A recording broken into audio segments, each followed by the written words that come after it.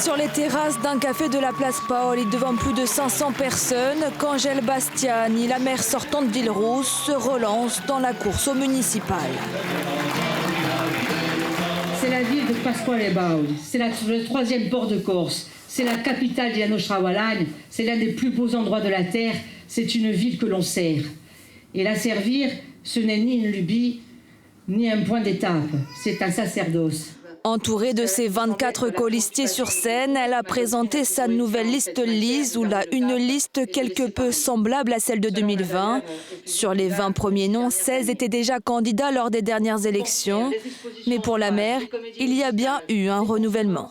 Les personnes qui avaient commencé à travailler avec moi et autour de moi en 2019 autour d'un projet pour que nous puissions engager la ville vers une dynamique, eh bien, voudraient continuer à poursuivre cette dynamique-là. Et c'est naturellement que tous sont restés et que ceux qui ne sont plus là, eh bien, ont été remplacés avec des personnes totalement engagées. Un des absents de la liste 2026, Pierre-François Bascoul, militant de Corinne Front, et il se présente cette année contre la maire sortante à la tête d'une liste plurielle. L'équipe de la majorité municipale ne s'attardera pas dessus. Après avoir dressé le bilan de ces 6 dernières années, les différents projets ont été présentés.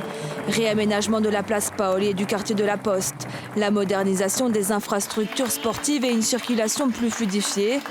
Autre point, le plan local d'urbanisme promis en 2020, pourtant toujours pas voté. Malheureusement, la cessation d'activité du bureau d'études qui était celui de l'ancienne mandature et avec qui on avait continué à travailler, à bien travailler et avec qui on n'a malheureusement pas pu finaliser. Donc il a fallu trouver un autre bureau d'études pour finaliser ce PLU. On arrive au bout, il y a les élections qui arrivent bientôt. Il faudra évidemment conclure et finaliser ce PLU, mais c'est un engagement et dès l'année 2026, donc si les électeurs nous font confiance, mais je suis persuadé qu'ils le feront.